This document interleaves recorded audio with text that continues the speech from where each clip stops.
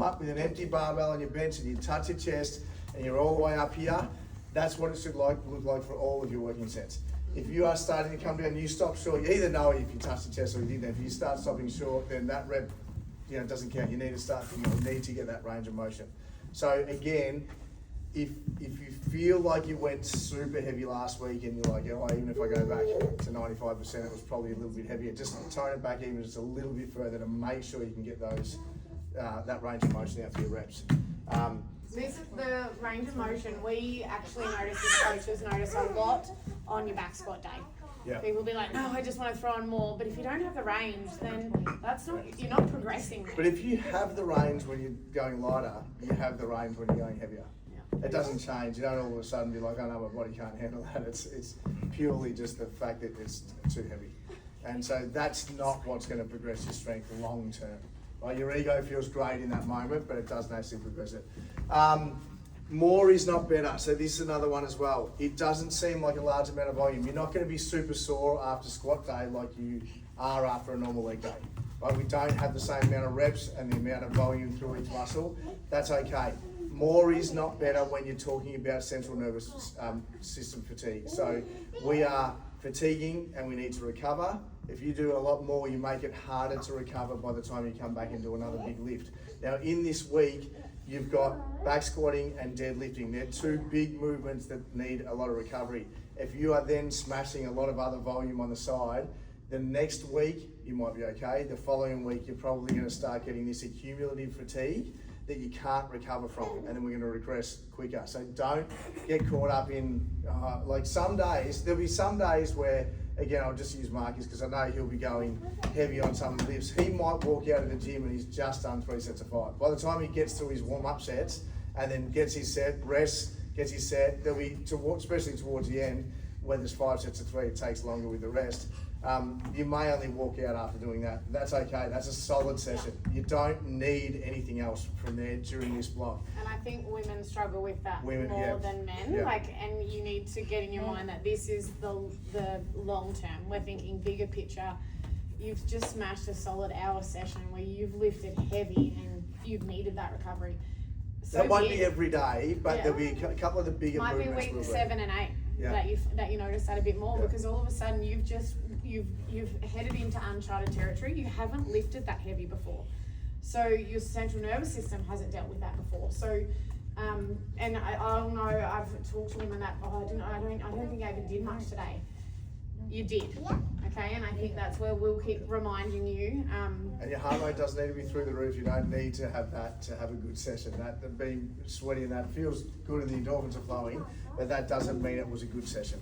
But that's what come in on the Wednesday. Smash I was going to say, Wednesday, but that's why your Wednesdays and Saturdays we have low.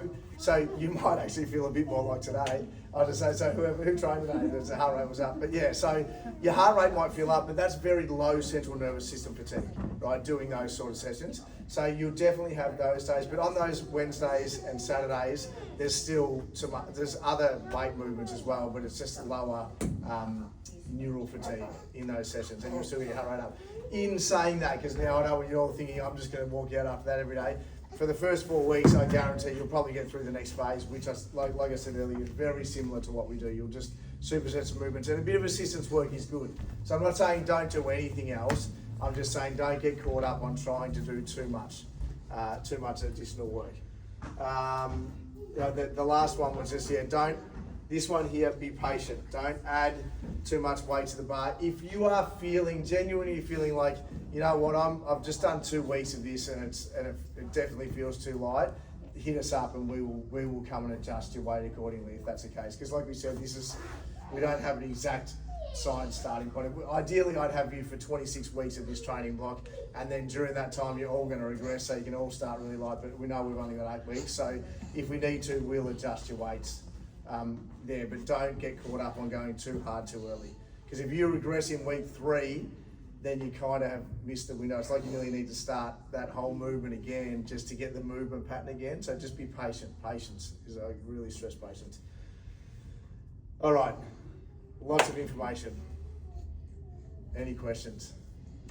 What about eating before? Obviously, if you're training later in the day, you've eaten. But what about first thing in the morning? Look, if you want to get, Before. I don't want to overcomplicate nutrition for people, but if you're serious about performance, you'll try and have a high carb, medium protein, very low fat meal within 60 minutes of training before it. And if you're a female, you probably definitely should. Particularly now.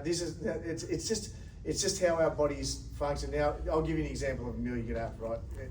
You get those rice cakes. It's something I've been doing heaps lately. This is why I'll give you what I do. I just have 2 or maybe 3 rice cakes, depending on how much I've eaten that day.